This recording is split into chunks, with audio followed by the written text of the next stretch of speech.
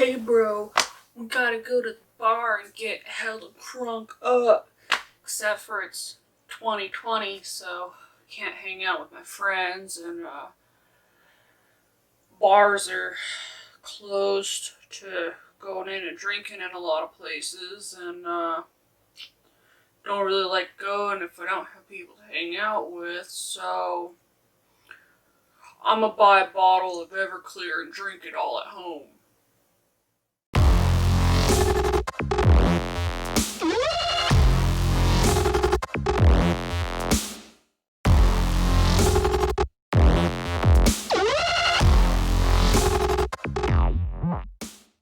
Hey everyone, Sassy Mouse here, and I want to start by apologizing that I haven't had a video more recently than this. The last month has been a bit crazy. I was out of town for over a week helping my dad move from Colorado to Washington, so I had to drive from Washington to Colorado, then help them move, and then drive back to Washington. Point is, it took a while. After that, I had some physical and mental health stuff. I will talk more in depth about some of those issues in a later video. This is not the time for that. But suffice it to say, I didn't really feel like working on videos at all. Then we had some issues with our pets. One of my pet rats got a respiratory infection, so we were dealing with that. And then our co-parented kitty, who lives at my mother-in-law's house, but is sort of me, my husband, and my mother-in-law's cat together, started having seizures, and we thought he wasn't going to make it. He is now stabilized on seizure medications, so he is doing okay. He's also on antibiotics to potentially treat an underlying infection that may have caused the seizures, but may not have. But he's doing okay. He's not had any seizures in the last few days. He is up and walking around, playing, sleeping. It seems like he's 6 months younger, which is amazing because he's only about a year old. Point is, it's been a crazy month, and I haven't had the mental energy to deal with making a video. So, I'm back. Don't worry. I'm not going to just completely abandon the channel. I just needed some time to take care of some personal shit. Alright, on today's video. In the world of coronavirus, people are using more substances that they used to use in social situations at home. This is particularly true of things like alcohol, where people would go out to a bar with friends and use and get drunk, and now more people who typically did that are going to be drinking at home. This can have some positive things in that you're less likely to get peer pressured and drinking more than you want, and you don't have to drive from the bar back home. Drinking and driving should be less. But it has some negative consequences that there isn't anyone there to help encourage, drinking less, switching to water, getting food, going for a walk, slowing down, things like that. And, some people will consume more substances at home because they don't have to worry about driving. So there are inherent risks with that as well. Today, we are going to be doing a deep dive on alcohol, whose chemical name is ethanol, so I will use alcohol and ethanol interchangeably at a few points. Alcohol has a lot of street names, and sub-names as well. So, some street names, sort of, for it would be things like beer, hard alcohol, vodka, rum, cider, wine. Those are categories of alcohol, but you could still consider them street names. There's also street names like booze and hard A and, the crunk. I don't know. The last one's not really a street name, but I'm sure there are other really stupid ones out there. When people are talking about any of these, the drug that they're referring to is ethanol. That is the component that makes all alcoholic beverages alcoholic. Different alcoholic beverages may have other flavorings and other things, but the thing that is the intoxicant in all alcoholic beverages is ethanol. Let's start with a quick history of alcohol and its use. by human beings. Alcohol is one of the oldest intoxicants used by humans in history. Alcohol was originally consumed by eating fermented fruits and grains that had been left to sit out long enough that they would start to go bad and ferment, and eating them would cause a mildly intoxicating effect. Humans began specifically making alcoholic products by fermenting food as early as 10,000 BCE. All drug use serves some sort of function for the people consuming it. Alcohol served the function of distracting and providing relaxation after a day of working hard to survive and keep your family safe. It was a nice, at the time, relatively mild thing that you could eat that would make you feel relaxed and less like you were stressed out about your life at the time. Alcohol was also sometimes used for religious, cultural, or medicinal purposes. Over time, alcohol production has become more refined and significantly more common. The proliferation of alcohol and the association of alcohol causing sinful behaviors led to it being banned in the United States in the 1930s. This was considered such a major decision that it was in fact written into the United States Constitution that alcohol was prohibited. Changing the Constitution is a pretty big deal, so this was clearly a huge issue for people at the time. However, this prohibition of alcohol led to some unintended side effects. During Prohibition, organized crime and black market versions of alcohol became very common, including a version of alcohol known as moonshine, which commonly caused blindness because the first part of the distillation process was not removed, which contained a thing called methanol, which your body doesn't eliminate as well and would cause blindness or death. In addition, mob bosses and other people would get involved in speakeasies, which were hidden underground bars. They would get involved in the illegal trade and sale of alcohol products, and many non-violent people were being sent to jail simply due to alcohol use. You may notice that the story may sound familiar if you're any amount familiar with the current drug war as it stands in the United States. It never ceases to amaze me that people don't see the parallels between Prohibition in the 1930s and Prohibition of other drugs today. Due to these many problems, alcohol prohibition was eventually repealed by yet another amendment to the US Constitution to reverse the amendment to the US Constitution that made alcohol legal in the first place. So now there are two amendments on the books that just cancel each other out. Point is, amending the Constitution was a stupid way to prohibit alcohol at the time. After the repeal of alcohol prohibition, alcohol production has increased in scale, complexity, specificity, and it has become widely distributed in most of the United States and many, many other countries. If you drink alcohol, you probably have a favorite beverage because there's so many different options. Anyone who wants to drink can find something that they like today. For me, my favorite beverage is a hard cider. Admittedly, I am a Washingtonian, and our main produce is apples, so I'm a Washington hipster. What can I say?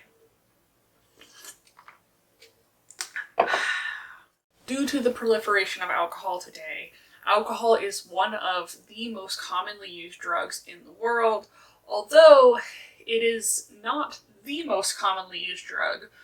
We will talk about that on a different day. We talked about drug categories and being familiar with which category a particular drug falls into and how that can tell you a lot about the drug and how it affects the body. So, what category is alcohol in? Alcohol is classified as a depressant, which means that it depresses the central nervous system, or the nervous system that controls your basic functions of living. How does ethanol work in the body? Ethanol is a simple molecule made up of an ethyl group, which is 2 carbons and 5 hydrogens, and a hydroxyl group, which is 1 oxygen and 1 hydrogen. Ethanol is a GABA agonist. As I talked about in my other video, an agonist is something that activates the thing that comes before it. So a GABA agonist activates GABA in the brain. So we need to know what GABA does. GABA is best described as the brake pedal of the brain. GABA stops or slows down the signaling of other neurotransmitters in the brain. It's the thing that controls how much and how quickly a neurotransmitter gets to its target destination. Which means that basically GABA is the thing that controls pretty much everything else in the brain. Neurotransmitters are how your nerve cells communicate with each other. And when GABA inhibits them, the signal is disrupted. So either less neurotransmitters will get through, or no transmitters may get through at all. It depends on how hard that brake pedal is being pushed. Because alcohol or ethanol is a GABA agonist, that means that it pushes that brake pedal harder. If the brake pedal was normally at 10%, the ethanol may push it to 20, 30, 40, 90% of what it normally would be. So less and less of the neurotransmitters will get sent out because GABA is saying, nope, stop, don't do it, nope. This reduction in neurotransmitter signaling can lead to the drowsiness and relaxation that people are aiming to get when they drink alcohol. This can have some really serious long-term effects and side effects. So being aware of how the GABA impacts the rest of the brain can really tell you a lot about how you're going to experience alcohol, ethanol consumption. Your body has a thing called homeostasis. Homeostasis is its happy point. It's the middle point. It's the point where it likes to function. You may not like how your body functions, but it does. It thinks it knows what's best. And for some of us, that can kind of suck. But that middle function is where your body always wants to get back to. You add something like ethanol in it, the GABA goes up, your body naturally brings the amount of GABA back down. How does it do this? Well, if you have a normal amount of GABA that your body produces, and now you're adding ethanol, which is acting to activate more GABA, your body will stop activating the GABA, slowly bringing down the whole thing until you're back at that stable middle level. It will bring it back to homeostasis. This is what tolerance to ethanol is. Your body has stopped activating GABA naturally so that the ethanol is the thing that's activating the GABA every single time. Your body's relying on it. It's lazy. It doesn't want to do more work than it needs to. It's, do you want to do more work than you need to? No. If someone else started doing work for you, you would stop doing it, right? Your body's the same way. It doesn't want to do work that it doesn't have to. So when ethanol comes in and it says, I'm going to do your job, GABA, or I'm going to tell you to do your job, GABA, well, then your brain, who had been telling GABA to do what it needed to do, is like, yeah, no, this is cool. You do it. I'll do something else. I don't need to, right? But it doesn't do something else. It just sits there watching ethanol do all the work, right? This can have some pretty serious effects if you decide that you want to stop using ethanol. If your body has gotten to that tolerance point where it doesn't have as much GABA as it normally did, or it's not signaling the GABA as much as it normally did, if you remove the ethanol from the system, your body will naturally not have enough, right? Normal GABA's here. You add ethanol to it, so it's acting like it's up here. Your body down regulates the whole thing. Then you remove the ethanol. Well, now your GABA's below its natural stable point. This is what causes withdrawals. And withdrawals for alcohol are pretty serious. Remember how we said that GABA was like the brake pedal of the brain? If your brain normally likes to press the brake pedal 50%, adding ethanol pushes it to 100%. The body gets tolerance, so it starts relying on the ethanol to push it to 50%. It's not pushing it at all anymore. And you remove the ethanol, now the brake pedal doesn't work anymore. Brake pedal's working 0%, right? No brakes. You have completely removed the brakes of the brain. That's not good. Now, all of those neurotransmitters don't have someone telling them to slow down, to stop, to, go here, do this. They don't have someone telling them how much and how often. So they all just go. This can lead to some of the very serious withdrawal symptoms that we'll talk about later. But these symptoms, because of this absolute lack of control, it's kind of like your brain is having fireworks inside of it, and they just go pew, pew, pew, pew, pew, pew, pew, right? Lightsaber sounds, zing, zing, zing, laser guns, pew, pew, pew, pew, right? Your brain is on fire. It's lit up, all crazy, all the signaling, all the electricity, all the neurotransmitters running through it, and that can cause some very serious issues that could ultimately lead to death. This is one of the reasons that alcohol and other things that activate GABA can be some of the most dangerous drugs if they become tolerated. If you develop a tolerance to any GABA agonist, you will have this problem when you cease use. This is very serious. It can be quite deadly, and it's important to watch how much of the drug you're using so that you prevent this from happening. Or if you have already gotten to the point where you're getting alcohol withdrawals, they're not a withdrawal that you can do at home. You can't just lay in bed, or you shouldn't just lay in bed and hope that it just goes away. Depending on how much alcohol you were using, you can have some very serious side effects. And if you are tolerated to alcohol, if you do get alcohol withdrawals, it is best, even if you haven't had any of the negative withdrawal symptoms, to go see a doctor. Because you may not have had them in the past, but you can get them now. And if they aren't treated promptly, they can be deadly or cause other long-term deficits from those side effects. Moving on, the next thing we're going to talk about is how alcohol is consumed and what the common doses are. Before we talk about that, we need to talk about percentages and proofs. So, depending on what form you get your alcohol in, the container will sometimes present the amount of alcohol as a percent. This is common with things like beers and wines, which will generally say the percent alcohol on the container. Or if you get something like hard alcohol, it will say it as the proof. Proof is relatively easy to figure out, but the first time you do it, or if you are unfamiliar, say you just started drinking or something, you may not know how proofs work. To find the percent alcohol in something that has a proof, you divide the proof in half. Most alcohol is going to be 80 proof. So 80 proof divided by 2 is 40% alcohol. Something like Bacardi 151, which is 151 proof, is going to be just over 75% alcohol because half of 151 is close to 75. It's 75 and a half, right? In some states, you can get 180 proof. 180 proof is going to be vodka because adding anything else to it will make it a lower proof.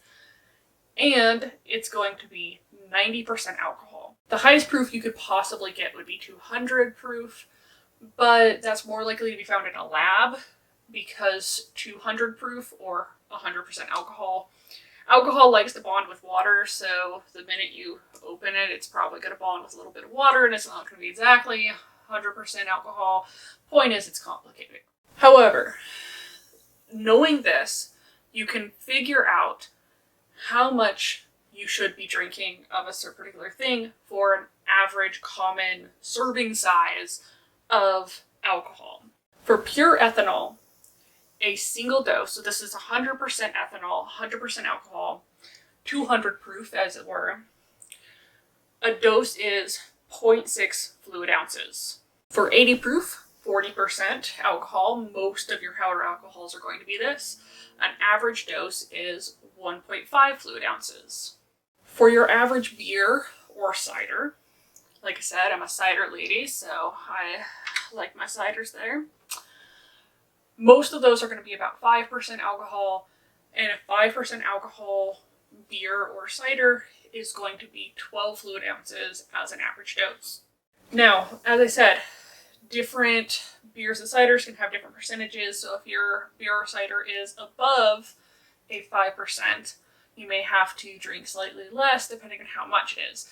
If you get up to 10% alcohol, the half of 12 fluid ounces or 6 fluid ounces would be an average dose. So be aware of that when you're looking at, say, a BAC chart and determining how much you have drank. Finally, wine, which is about 12% alcohol, is 5 fluid ounces.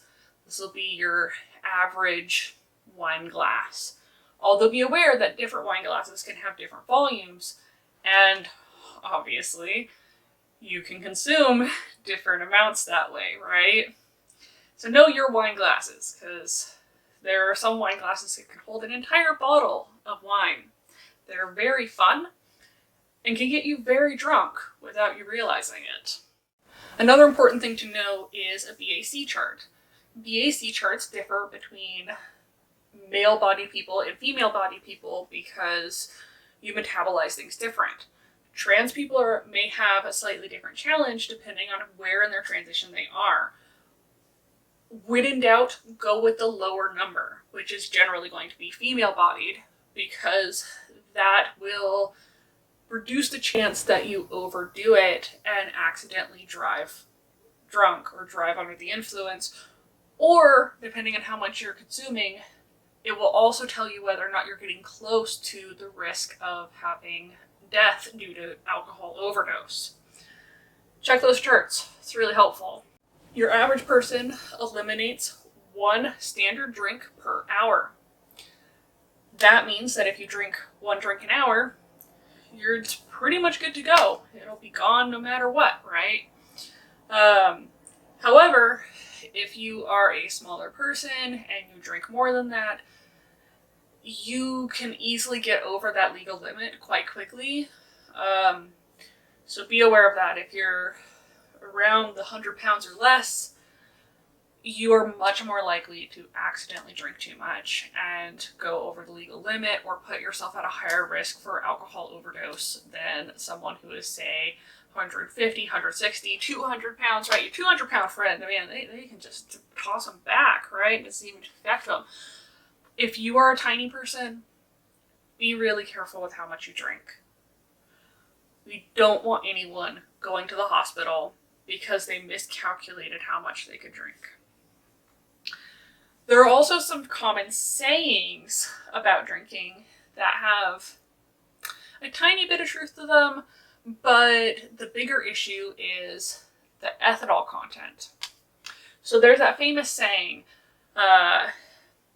beer before liquor, never sicker, liquor before beer, you're in the clear. It all has to do with the amount of ethanol that you're consuming per beverage. It is a lot easier to up your consumption of alcohol when you switch from a low percentage thing like beer to a high percentage drink such as hard alcohol than it is going the other way. A general helpful guide is if you're drinking 1 or 2 drinks per hour, maintain that in the same quantity of ethanol no matter which way you go. So if you're drinking 2 12 fluid ounce beers and then you switch to hard alcohol, don't suddenly drink 4 shots of alcohol. You have increased your consumption at that point, and that's what leads to overconsumption and getting sick. And remember, you're only eliminating 1 drink per hour, so the more you drink over time, and if you have more than 1 drink per hour, your body can't eliminate it, so it's slowly adding up in your system, and that can be quite problematic. You can help slow this down with a few quick tips. Make sure that you eat food. Eating food, because it is an oral thing, helps absorb that alcohol, particularly greasy food, because greasy food kind of coats your stomach and makes it so that it slows down that consumption and keeps you in that legal limit zone and in that safe zone a lot longer. Don't rely on it entirely though. The best way to do it is just to limit the amount that you're drinking every hour. If you just keep track of that as well as you can, or have someone else keeping an eye on you, that can be really helpful. So, What are the effects of alcohol? What are people looking for? What are some of the side effects? How can that impact you? So the main intended effect of alcohol is going to be relaxation.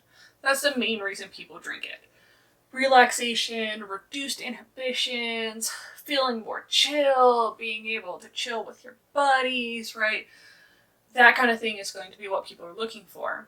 In more social settings, the reduced inhibitions is going to be the bigger thing because it makes it easier to be around other people. When I'm in my introvert mode, drinking can reduce my inhibitions enough to make it a little easier to socialize with other people. Some other effects that are positive that people are looking for are happiness and euphoria, increased social ability, feeling just more social in general, analgesia.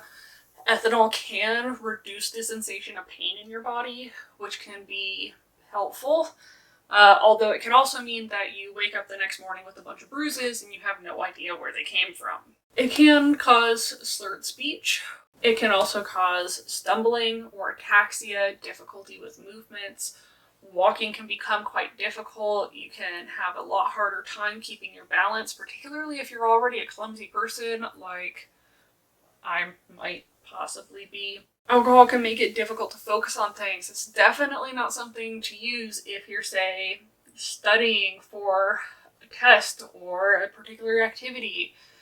It's not going to help you be proficient at that. It can cause drowsiness, which some people try to use to help them go to sleep at night. However, ethanol has been shown that although it may help you fall asleep, it does not help you get restful sleep. So although it may cause you to get drowsy, it doesn't necessarily help you sleep better. It's not a very good sleeping medication, so be cautious if you're trying to use it for that purpose. It can also cause some impulsiveness. That reduced inhibitions thing can come back to bite you, right? Some people are particularly sensitive to ethanol and can get a lot of nausea or vomiting. Other people, it may only be when you drink higher amounts of it. Because of the reduced inhibitions, yet again, you may make poor decisions. Whenever I've done a DUI assessment, reading the police report and listening to the person who actually has the DUI stories, it's very telling. The person who got the DUI, particularly if it's an alcohol DUI, they don't remember what they said or did. Alcohol can cause an increased emotional response, increased likelihood to cry or become angry or to respond in a significantly a more emotional way than you had intended to. That is a relatively common effect from alcohol.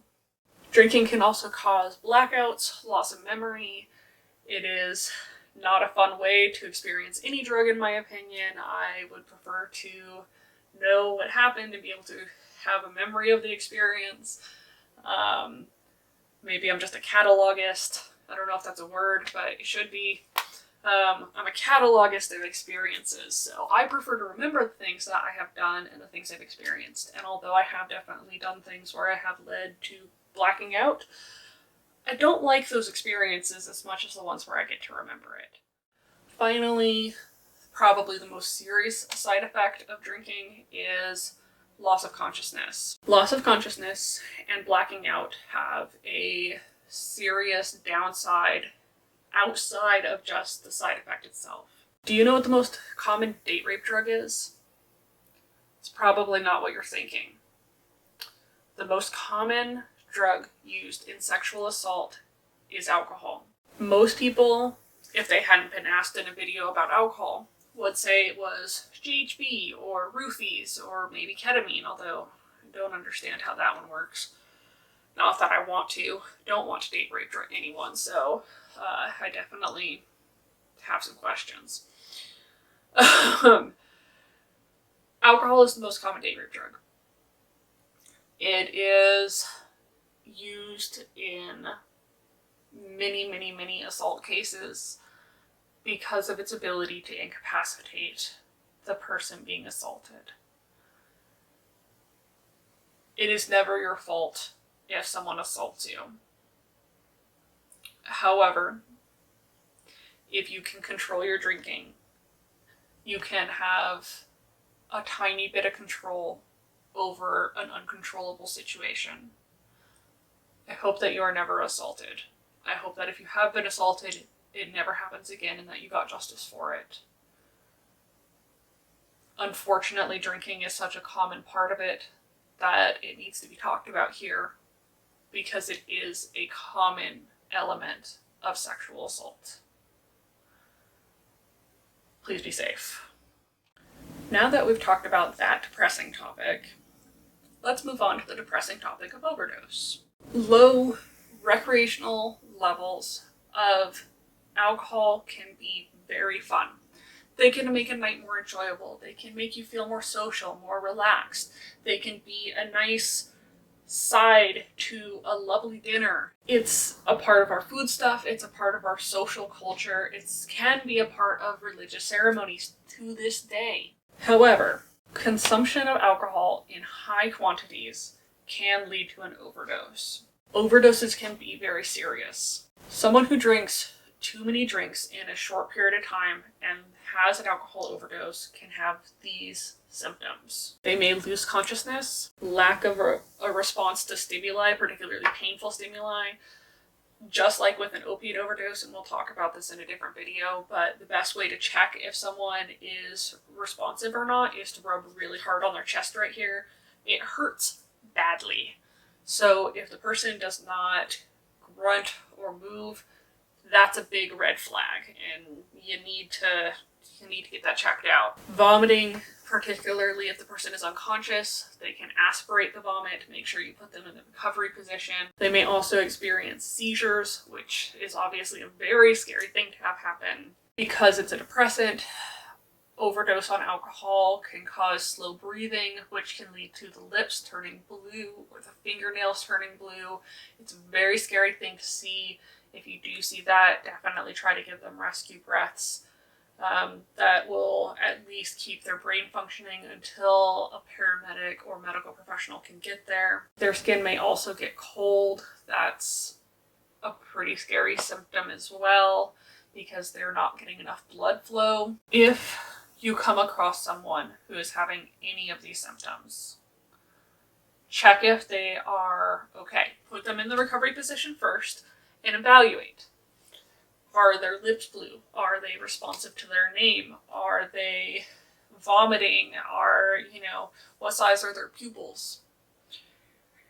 Alcohol doesn't necessarily make the pupils large or small, so one extreme or the other may be a sign that this is not the thing that they have overdosed on, although the response is generally the same either way, so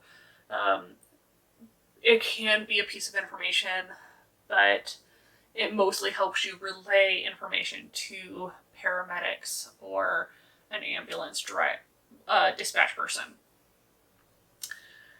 Put them in the recovery position. Do an assessment.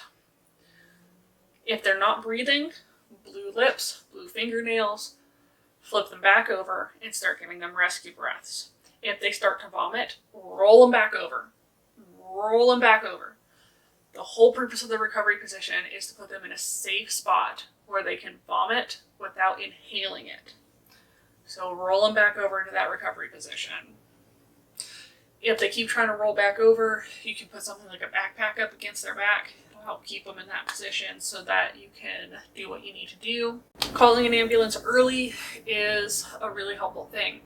Be aware that in a lot of states with Good Samaritan laws, even if you're underage, if you call 911 for an overdose, it may very well be protected by your Good Samaritan laws. Washington is one of those states. If someone who is under 21 is at a party with another person who is under 21, and one of those people starts to overdose on alcohol, they are legally allowed to call 911 and not get prosecuted for underage drinking. You are protected. They want you to not have your friend die on you. And remember, that is the dichotomy here. As with any serious life-threatening overdose, the dichotomy is call for help or have your friend die. Again, I know what choice I would make, but you do you. which is why it can be helpful to know the laws in your area ahead of time. If you have a Good Samaritan law, it takes the choice out of your hands. You know that you can just call. It's fine. Call, please. For the love of God, call. All right. Good Samaritan laws can protect you. Call that 911. Tell them what you observe. Alcohol is one where you can technically tell them that the person drank a whole bunch and may be intoxicated. It's very unlikely they're going to send police for that, although they might. But describe symptoms, right? My friend is unconscious, their lips are turning blue, they're not breathing, they're not responsive to pain stimuli. I've given them a sternal rub and they didn't respond to it. Tell them what you're seeing. If the dispatcher tells you to do certain activities, do what they say. If they tell you to give them rescue breaths and talk you through it, cool, do that. If they tell you to keep them in the recovery position and keep monitoring, do that. Don't try to put anything in their mouth. If they're not conscious, they sure as hell can't swallow it, right? No water, no food, no nothing like that. If they can't swallow, they're just gonna choke. So keep shit out of their mouth. Don't put other substances in their body. Some people will want to do things like, I don't know, put cocaine in someone, either by injecting it or shoving it up their nose. It's not actually going to reverse the overdose, and there's actually some other risks that you might be introducing to your friend's life by doing so. Don't put other substances in their body. Particularly, don't add other downers to them.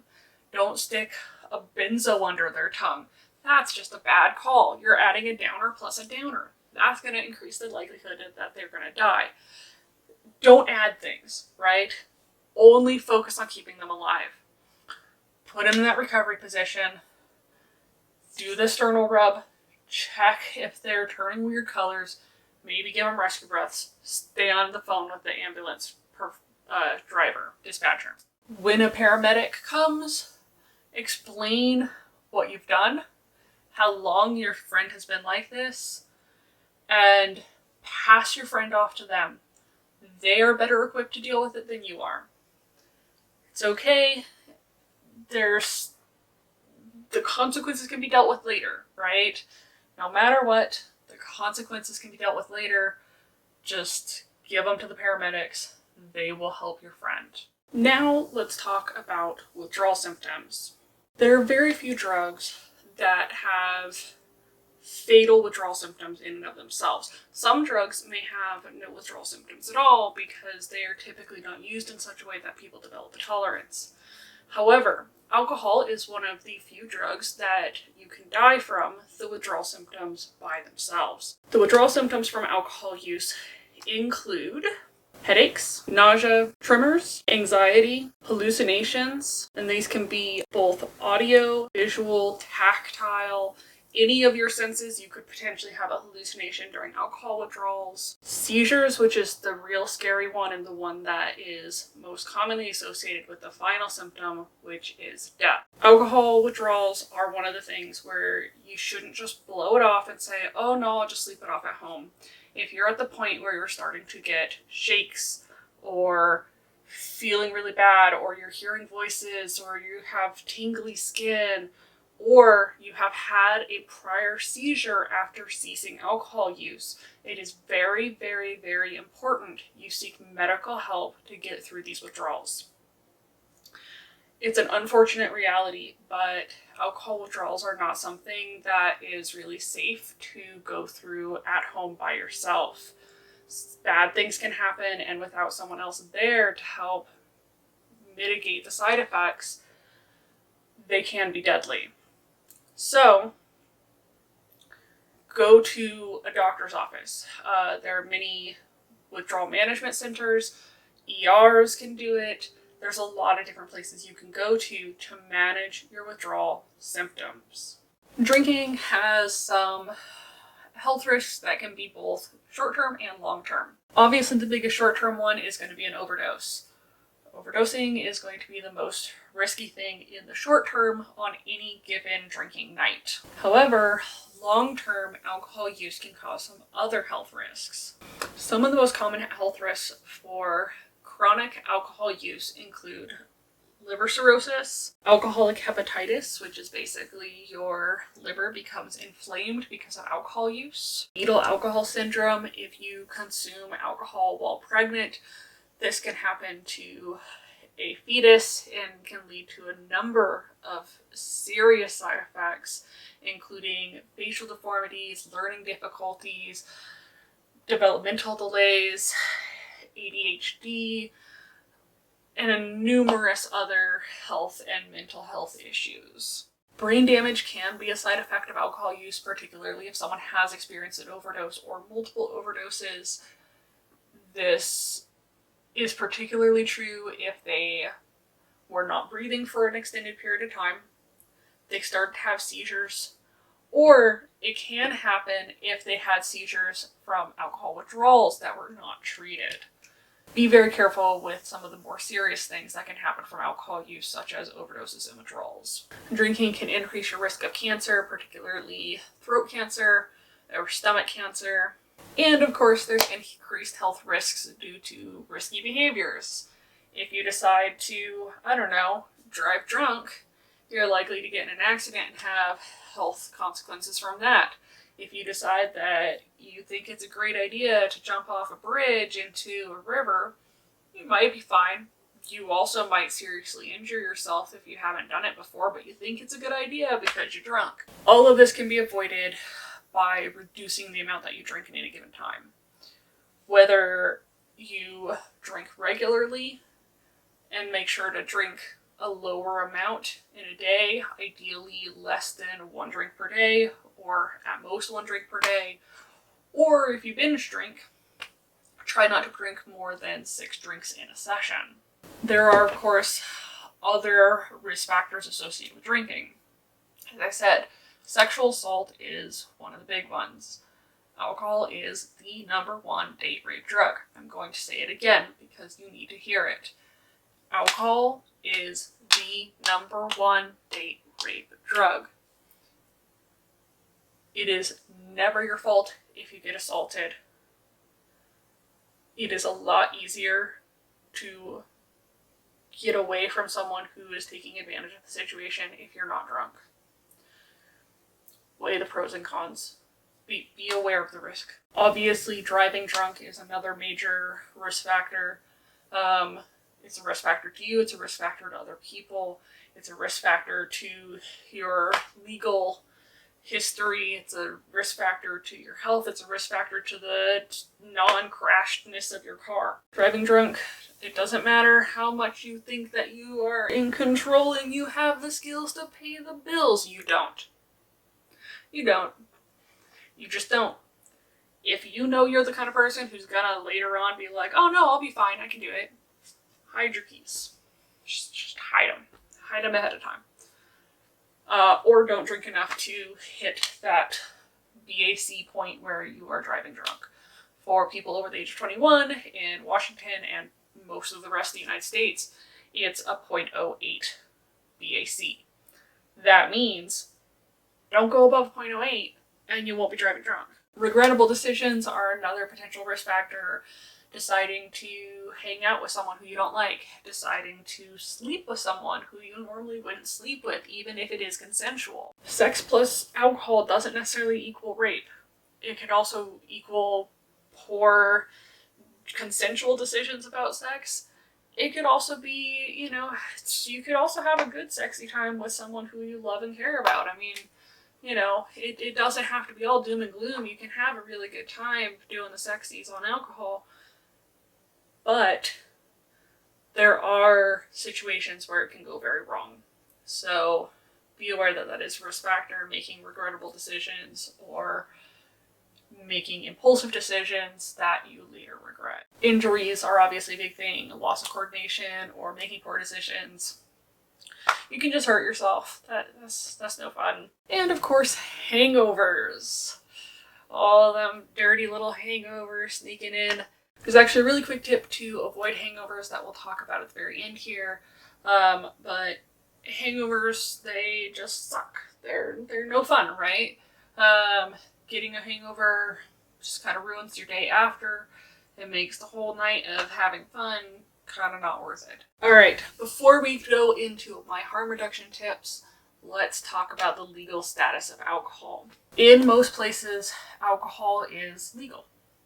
In the United States, where I live, it is legal to consume if you are 21 or over. And it is legal to consume in pretty much any quantity unless you start driving. If you start driving, the legal limit is 0.08%. That is your BAC or blood alcohol content. And if you keep it at or below that, well, below that, it's at or above is where it's illegal. But if you keep it below 0.08%, you will be legally safe to drive.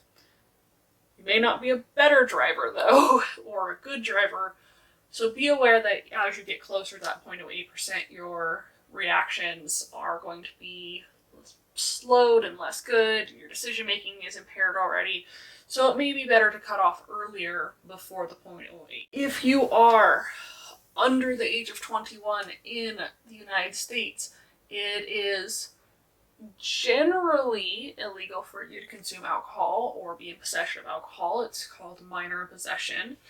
But it may be called other things in other parts of the United States, actually, I'm not sure. But there may be certain circumstances where it is legal to consume alcohol, particularly religious or ceremonial purposes are sometimes allowed, although it's generally in low quantities for people who are under the age of 21. In Washington, where I live, it is illegal to drive if you are under the age of 21 and over a 0.00, but it is only a misdemeanor until you hit a 0.02%. Then it becomes a felony. So if you're under the age of 21, don't go above that 0.02 because no one likes a felony. Felonies suck. Let's not do that, right? So be aware that different areas have different laws, different countries. I believe that the United States still has the highest age to start drinking. Most other countries have a lower age than 21. Different areas may not have specific rules at all. Know what your local laws are. I live in the States. I mostly know rules about the States. I know some rules about Canada. But point is, know the rules for where you live. That's the most important part of that. Alright, now for my harm reduction tips. Finally, you've made it to the end, the juicy end part of the video, right? This is the part you've all been waiting for, right? It's gonna be great, it's gonna be awesome, it's gonna be amazing. Alright, tip number 1, drink 1 to 2 drinks or less per hour. Because your body metabolizes out 1 drink per hour, 1 to 2 will generally keep you at a relatively low, manageable level of intoxication where you are still having fun, you are still relaxed, you're getting all those positive benefits, but you're not going into the negative parts. And I know there are people, because I know a lot of these people, who think that more is better. More. Gotta go faster, gotta do more, gotta be, if 1 is good, 10 is better, right?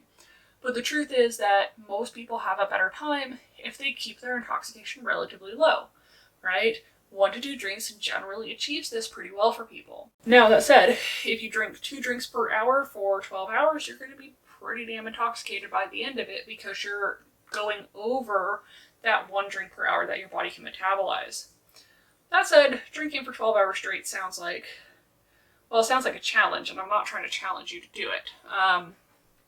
I wouldn't do it. Let's just say that. The next tip is to drink less than 7 drinks per week. This is mostly to reduce the long-term health effects of drinking. If you drink 1 drink per day, or 7 or less drinks on a given day in a week, or spread out across the week, the chances of having long-term health effects is significantly reduced. Now, can you get into a bad habit of having a drink a day, drinking 7 drinks a week?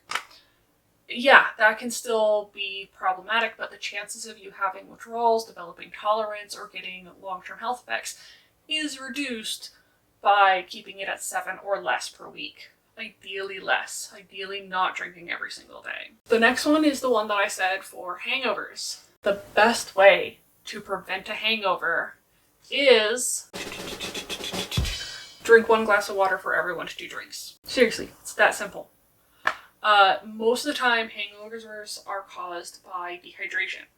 You drink a bunch of ethanol, it dehydrates your body because it's kind of a diuretic, and you pee and sweat and activity all of your water out, and you're dehydrated and you don't think to drink any water, and then you go to sleep and you still don't have any water, and then you sleep for however many hours without getting any, refreshment in your body, and by the time you wake up, you are suffering from dehydration and your body feels like shit.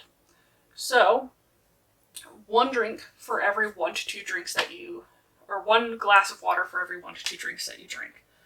That is going to be the best way for you to avoid a hangover. It's relatively simple. If you drink 1 to 2 per hour, it's only 1 glass of water per hour, right? Eating food before or during your drinking can also help. It helps to absorb some of that alcohol, make it a lot easier to not go overboard on accident. Anytime you consume a drug orally on an empty stomach, which is how you consume alcohol, you are putting the drug directly into your digestive system without anything to slow it down. Making sure that you have some food in there can really help to slow that down, make it a little easier on your body, make you have a better time, make it not suck so much. A really good idea is to have a plan before you start drinking. Are you going to stick to the 7 or less drinks tonight? Are you going to go bar hopping and go to multiple locations? How are you going to get home afterwards? Are you going to be, say you live somewhere like, I don't know, Tacoma, and then you go up to Seattle, which is an hour away, and you go bar hopping with your friends. How are you going to get home? Are you going to stay with someone? Are you going to try to drive? Because that sounds like a bad idea. Have a plan. What are you going to do? And that will help you determine if you're diverting from your plan. If your plan is as simple as, I want to drink 2 or less drinks an hour, and you drink 3, you know that you're going outside of your plan, and you can kind of cut back a little bit and get yourself back in line so that you're having a better time. The next one can help you stay on your plan. Have an accountability buddy. Have someone that you trust, a friend. Be there to keep you accountable. Are you guys getting food? Are you drinking your water? Are you sticking to your plan for how much you want to drink? Are you sticking to your plan to get an Uber to go home or a Lyft to go home?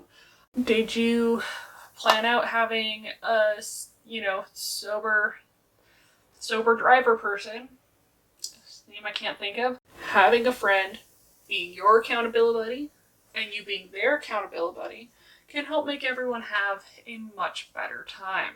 Part of that is having a plan for how you're going to get home safe. Are you going to make sure that you have enough time to not be drunk anymore before you go home? How are you going to successfully accomplish this? Are you going to instead drink at home so you don't have to drive anywhere?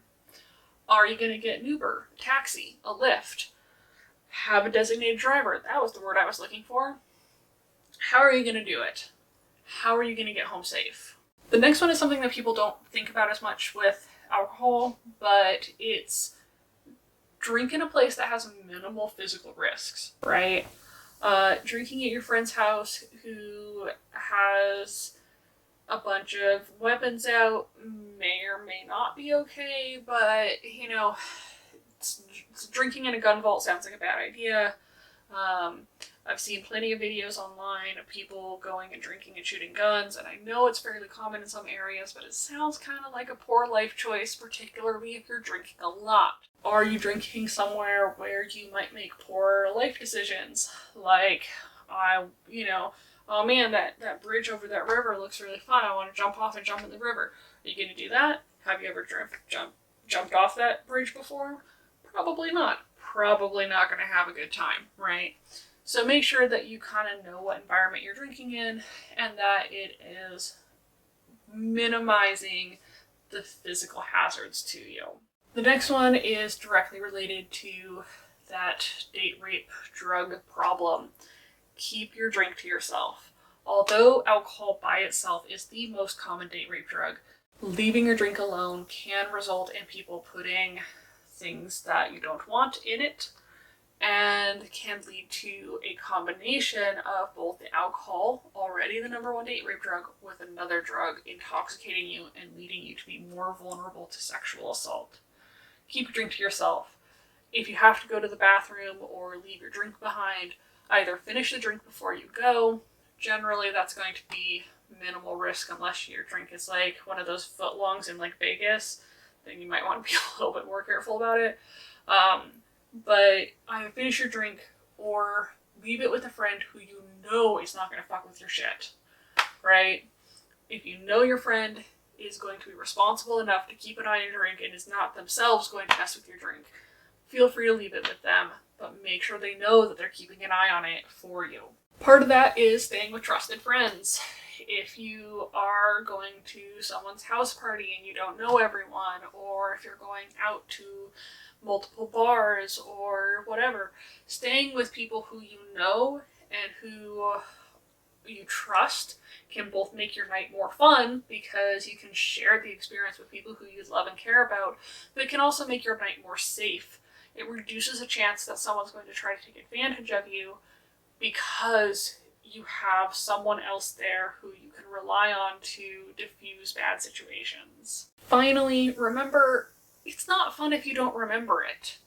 Like I said, I know some people just like to push the limit, but I've never found that a good way to use any substance, especially alcohol, but really any substance. If I'm not going to remember it, what's the point? The whole purpose of having these experiences is to add them to your list of experiences. If you don't remember it, what's the fun of it? Drink in moderation so that you can actually remember and have a good time. Blacking out's no fun. Don't drink enough to black out. Alright, that is it. Remember to drink the bell and, drink the subscribe button. I don't know. It's all drinking. I can't come up with fun things here. Chug the like button. Take care. Stay safer. Have a good one, everyone.